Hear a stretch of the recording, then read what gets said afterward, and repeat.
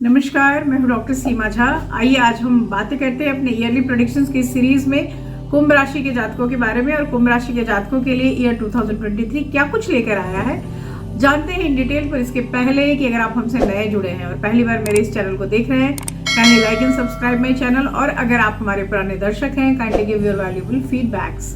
मैं बात शुरू करूं कुंभ राशि के बारे में तो सबसे पहले मैं यही बताना चाहूंगी कि this year is meant for love. यह जो साल है आपको देगा बहुत सारा प्यार, रोमांस, पारिवारिक खुशियां और जो टेंशन्स का एरिया है that is your work field. Although आप बहुत ज्यादा कुशल वर्कर होते हैं और मेरा यह कहना कि आपके लिए यह टेंशन का एरिया है आपको भी बिलीव नहीं आ रहा होगा, बट स्टिल आपको मेरी इन बातों पर यकीन करना चाहिए क्योंकि इस साल जो बहुत मेजर चेंजेस हैं, सैटर्न लेंगे गोचर 17 जनवरी को और जनवरी ऑनवर्ड्स चीजें टर्न आउट होंगी। साथ ही हम देखेंगे गोचर बृहस्पति का जो 22 अप्रैल को होगा और उसके बाद अक्टूबर में हम देखेंगे गोचर राहु और केतु का। ये मेजर 4 प्लैनेटरी मूवमेंट्स जो काफी दिनों के बाद अपना मूवमेंट लेते हैं, इनके गोचर से पड़ेगा बहुत सारा प्रभाव। साथ ही हर महीने के होने वाले प्लैनेटरी जो ट्रांजिशंस हैं लाइक सूर्य, बुध, शुक्र, मंगल, इन सारे ट्रांजिशंस की वजह से भी स्थितियां बदलेंगी। आइए जानते हैं इन डिटेल। सबसे पहले हम देखते हैं शुरुआती मंथ्स के बारे में और जानते हैं आपके प्रेम जीवन, करियर जीवन, पेशेवर जीवन और आपके पारिवारिक जीवन के बारे में। हम सबसे पहले बात करें आपके करियर की, तो करियर में आपको बहुत सावधान रहने की जरूरत पड़ेगी। जैसा मैं आपको शुरू से कह रही हूँ, this year is not good for your career enhancement, so of course you should try hard.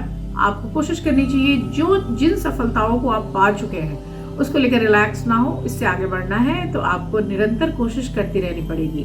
यह जो साल है, इस साल में जहां आप काम कर रहे थे वहां आने वाले सहकर्मी या जो भी आपके कलीग्स हैं, they will create problems for you, तो आपको वहां बहुत संभल कर चलने की जरूरत होगी। साथ ही आपके पीठ पीछे जो आपकी सीनियर्स हैं उसके पास भी आपकी इमेज को लेकर कुछ न कुछ ट्रबल क्रिएट किए जाएंगे। आपको कई एक बार ऐसा लगेगा कि मैं अपनी सर्विस बदल लूं।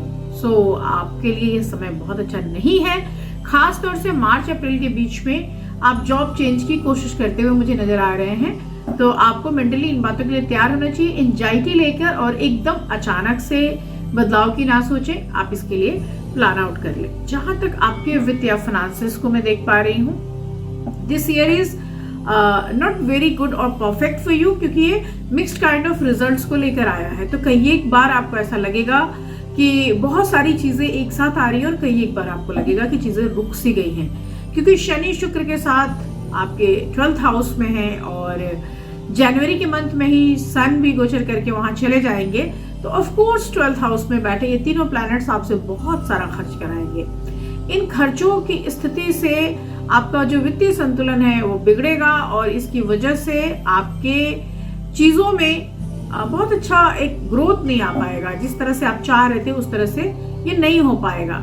यहाँ पर हालांकि जून जुलाई का जो मंथ होगा that will give you some success in finances, तो उस पर्टिकुलर टाइम में आप चीजों के लिए कुछ अच्छा उम्मीद कर सकते हैं। जहां तक मैं आपके प्रेम संबंधों की बात करती हूँ तो January and February is very nice.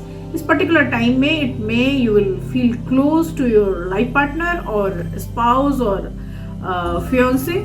लेकिन मार्च ऑनवर्ड्स जब मंगल गोचर करके आपके 5th में आएगा, आप दोनों के बीच में मनमुटाव की स्थितियां पैदा होंगी। यहाँ पर यह जो समय है, इस समय रिश्ते को तोड़ने से अच्छा है कि आप थोड़ी सी इसके लिए कोशिश करें। हालांकि 22 अप्रैल ऑनवर्ड्स आपके स्थितियों में सुधार आएगा और आप एक दूसरे के फिर करीब आएंगे। हो सकता है कि आप इस प्रेम को विवाह में भी परिणत करने की ओर सोचें। पारिवारिक जीवन में भी शुरुआती दौर में यानी ईयर के स्टार्ट में ही you will feel some kind of problem, लेकिन जैसे ही चतुर्थ भाव में मंगल वक्री अवस्था में आएंगे, वहां से उनकी जो दृष्टि है वो आपके पारिवारिक हलचल को देगी, घर की व्यवस्था खराब होगी। शनि हालांकि जब परिवर्तन लेंगे तो स्थितियां थोड़ी सी सुधार लेंगी, लेकिन खास तौर से सितंबर अक्टूबर में आपके घर का माहौल सकारात्मक होगा।